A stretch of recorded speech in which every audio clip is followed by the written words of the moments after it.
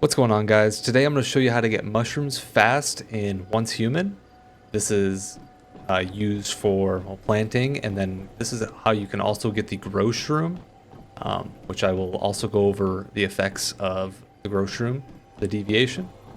So the way this works is by just going into particular cave that I find is the best kind of area for this, and it's located down here at the bottom, down here towards like the south end of Broken Delta.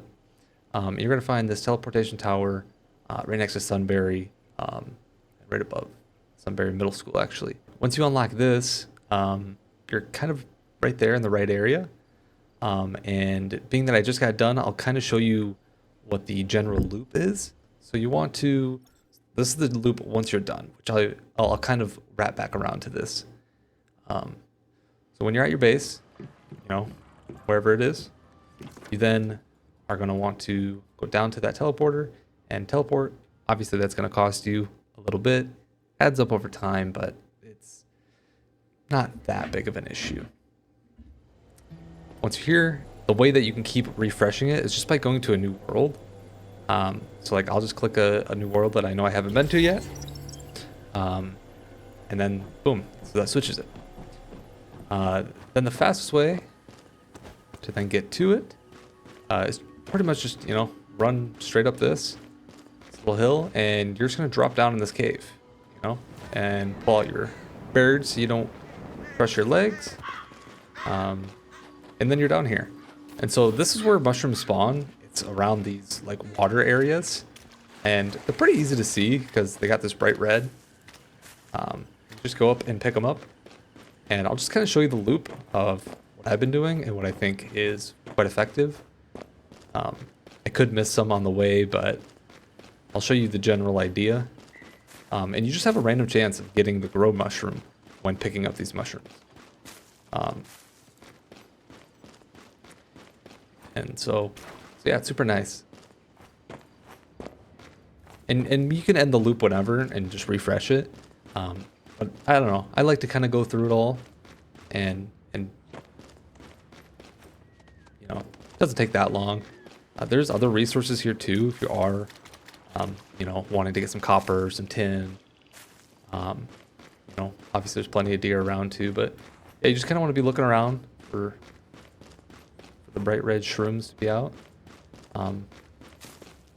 And usually spawn in sets of 2, but every once in a while we'll get just one like that.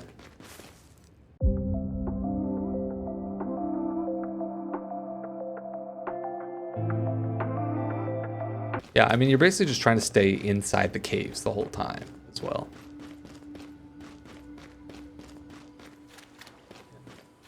You'll kind of learn the areas where they hide and everything. Though they're usually not too hidden. I'll show you, I think there's one spot where it seems like they're pretty discreet. Yeah, it's this area here where you think, okay, I don't need to go down that way because that's open. But actually, there's mushrooms right behind that one. So, it's pretty nice. Yeah, you also get Battle Pass XP, and maybe regular XP. I think that depends on what level you are as well. Or it might just give you Battle Pass XP.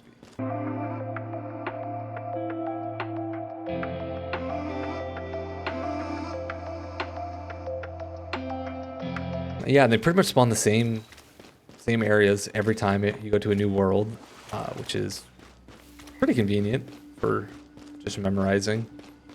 But of course you can create your own loops, whatever works best for you. I would make sure to bring a little bit of food and water when you're doing this, since, I mean, you should have it on you anyways, but because obviously you are doing a lot of running, so character's gonna get thirsty, character's gonna get hungry. That's just how it goes. Yeah, I get to this little swimming area, and I like to just jump up here. You can collect these two, just jump back in the water.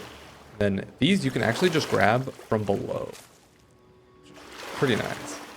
And then right when you're about to get out, just collect that one.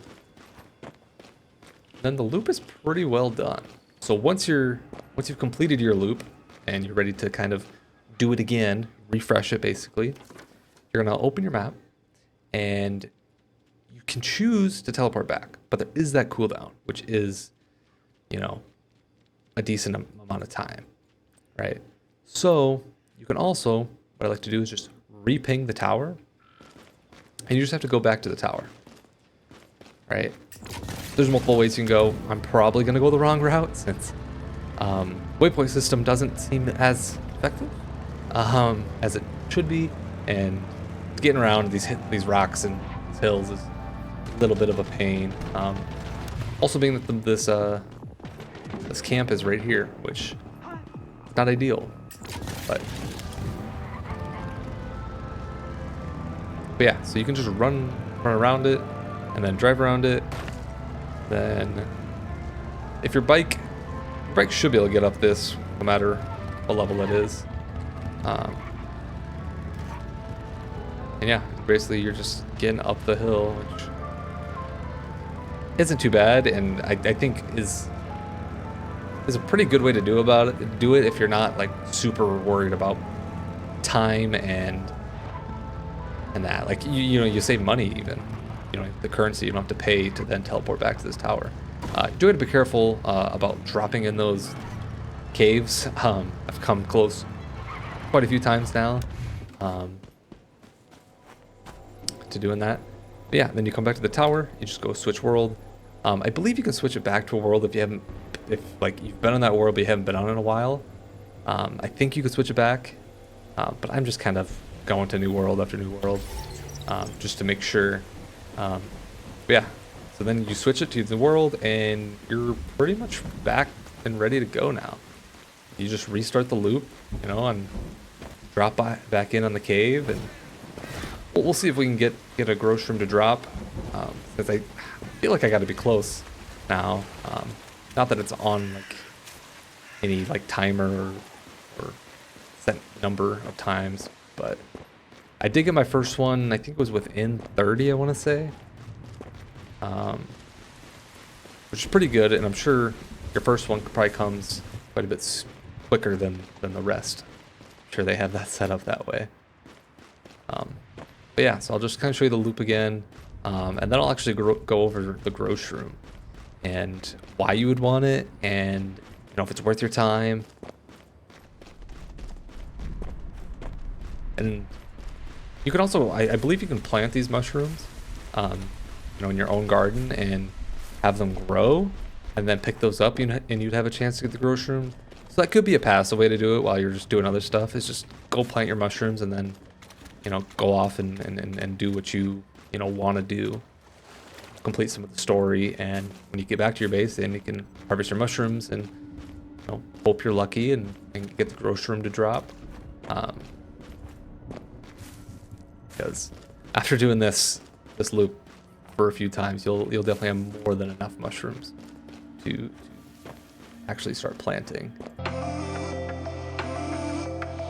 Yeah, I mean, it's not the most exciting grind, that's for sure. But I do think it's worth it. I think the Growshroom is useful. Of course, we'll go over that, why I think that. And boom, there we go. We obtained a Growshroom. So you can actually go and look at them. So this was the first one I got, I believe. I don't think they have them in order. Yeah, so that was definitely the first one we got. So they're kind of backwards. So this one has a skill rating of 1 and an activity rating of 2, right, with 2 deviation traits. And this one has a skill rating of 3 with 1 activity rating. Those ratings, you know, they kind of matter for effectiveness and everything. But yeah, so the big thing with the Growshroom is, well, I mean, like it says, so this is the territory deviation. So this will work inside your territory, and this will proactively plant and harvest, which can be super, super beneficial for your farms. And, you know, you can make one of the best items in the game, which I think I have in my vault actually, or my my storage crates. But you can make the malt ale, which is beer, and has some super beneficial effects. I mean, there's so many things that that farming is good for, but that is one of the things that I'm looking for is having my Growshrooms plant wheat, which then I can take that wheat and I will be able to put it into this brewing barrel with purified water. I can do more tutorials about like my whole base. I can go over that and how I got things set up, and there's definitely a lot of stuff I'm going to be changing and improving. But I can definitely go over that. But yeah, and then when you make it, there it is, the malt. So yeah, the Stardust Malt Ale, which is super good. I mean, it gives you plus 100 hydration and plus 1,000 sanity, which is super good. I think there's different variations of this malt ale actually you can make.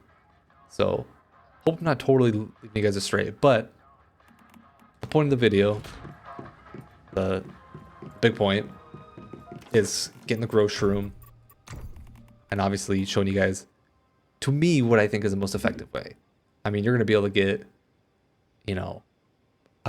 quite a few of these guys probably within an hour, right? That didn't take me long to find it, right? So yeah, so if we deposit him, so yeah, the more traits, the more deviations, special abilities it possesses.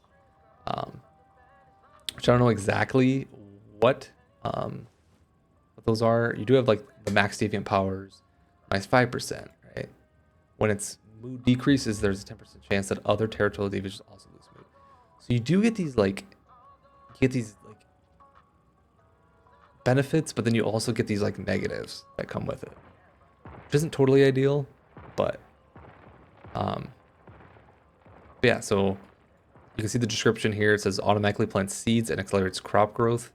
The higher the deviant energy rating, the faster the growth. And so that deviant energy rating, that's your deviant power, which you can refill to, like, you can take mood away. And then what I do, and I definitely recommend it, is see if you can fill these like requirements out. Basically, a lot of them are super easy, like using a green light or furniture. Yeah, so you go to the green light, boom, put it right above him, right? You can already see now the green light's hitting him, and the electricity is super easy. Actually, why I have the panels right behind them, a lot of these are strung together to go to that. So yeah, that's how you can get the Growshroom, and the fastest way to acquire mushrooms, to be able to have a killer farm, have a farm that's going to be passively doing stuff for you while you're offline, even, or while you're doing other activities. That you're getting a good supply of food that can then just be made into several different recipes. So yeah, if anything helped you in this video, you learned anything, make sure to subscribe, or comment down below what else you want to see, or maybe if I missed something in here, that'd be great. I'd love to hear some feedback here. And I plan on making more of these videos about these deviations and other little tricks that I can find that help speed up the processes of your gaming experience in Once Human. Right? There's so much to learn in this game.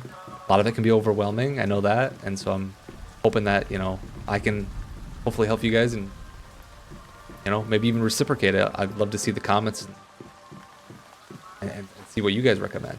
So yeah, so definitely stay tuned, and thank you for watching.